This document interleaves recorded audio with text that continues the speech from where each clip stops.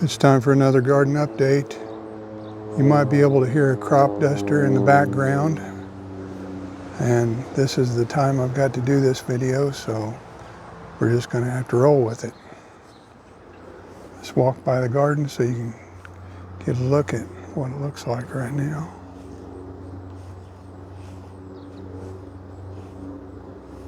Everything's doing well. Been picking some long beans.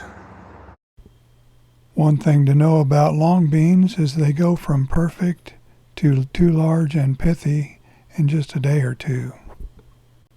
I can tell by just looking that some of these have been on the vine too long. Even though we did leave quite a few of them too long, we still found quite a few that were just about perfect. Even though all of these beans were supposed to be green, there were still a few red noodle beans mixed in. Here's a quick look at the long beans that we picked that morning. I think you can see the red ones there. Most people call those red noodle beans. Grow bags and the containers over here are doing pretty well. Corn, I'm going to leave it on the plants a little bit longer than I usually do. There's a pile of weeds that Mrs. Midwest Gardener pulled up not too long ago. Bananas are just kind of slow this year because I really haven't watered them. If you want your musabash stews to really grow, they need lots of water. We're getting a few tomatoes now. This is the Dynamite Delight.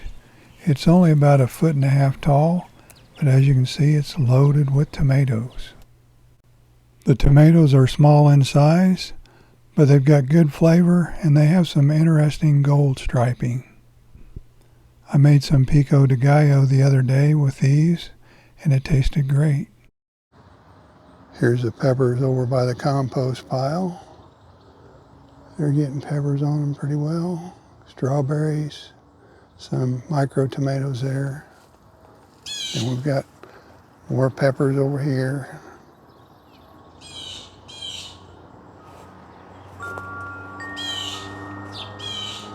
The China Jade cucumbers are very productive every time we've grown them.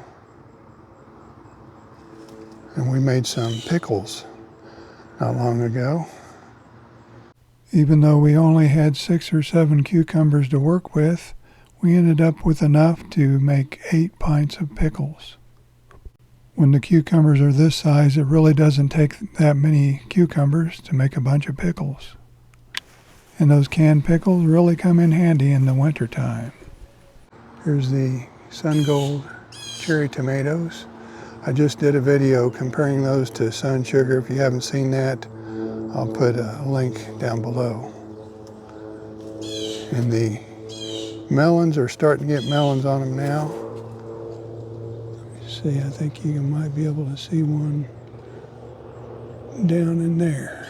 There you go. There's the Chadwick cherry, and right behind it we have the Sun Sugar. And that crop duster got a little closer that time. There's the Emerald Flame. It's another new release by Wild Boar Farms, along with the Dynamite Delight. I think there's a couple other ones, but I just got 2 out of the 4. Here's the tomato cross that I did last year. These are F1s. And it's just loaded with tomatoes. Let me see if I can get over here so you can see both plants a little bit.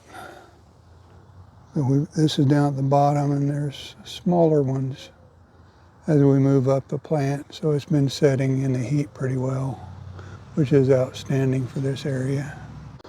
The potatoes have really been chewed up by the grasshoppers lately. I was thinking we might be harvesting those this month, but they're still going pretty strong. And we have the long beans. We've been picking some of those. The peanuts are starting to grow a little bit. There's the Malabar spinach with the basil. And we had cucumbers in this cage. I pulled those out because they weren't doing so well. And we have okra over here. Whoops, I'm way behind on my okra.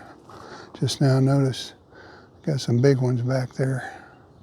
There's a look at the corn. The front row nearest me here is the popcorn, and then right behind that is the variegated corn. I'll hopefully be harvesting some of those later this month. They seem to be a little slower than last year. The Monte Gusto pole beans still have quite a few beans at the top, but we pretty well picked the bottom part of the plants. And once I have all those picked up towards the top, then I'll be pulling these out. Here's a look at the unnamed tomato cross from the other side. Both plants probably have about 2 dozen tomatoes, or maybe a little bit more. Our variegated Rose of Sharon is just starting to bloom. Our other ones have been blooming for a couple of weeks now. Here's a close look at the Shimo Furry. Can't see much variegation on it now. It kind of loses that as the summer goes along. But as you can see, it's got lots and lots of tomatoes. I haven't counted them or anything, but if I had to guess, I'd say probably 40 or 50. Here's one of our Rosella purples. It's got quite a few tomatoes down at the bottom, but not many up towards the top, just like this other one over here. On this side, we have another Emerald Flame and Dynamite Delight again. I let one amaranth grow. It's really been chewed up by the grasshoppers, as well as the bush beans that we need to pull out. They've got some blooms, but they're just not producing beans very well right now. I pulled the Kalimas out already, but the red swans still have some blooms, so I left them for a little bit. Got some sage over here and some fennel that I planted from seed. It's just now starting to grow a little bit. It's probably about 1 foot tall over there. Then over here we have a Mexican sunflower, and the monarchs really love these on their way south every fall or late summer.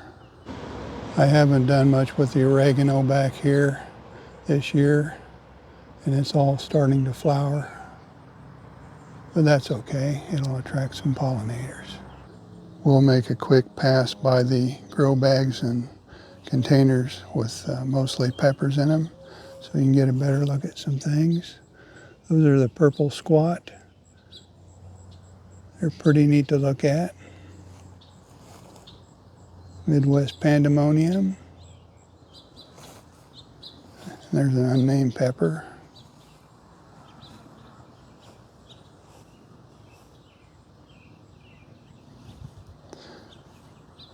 All the peppers are doing very well. They seem to like the heat better than some other plants. This sweet potato and the straw bale is starting to grow now. You almost can't see the straw bale. There's a closer look at the chunky sweet.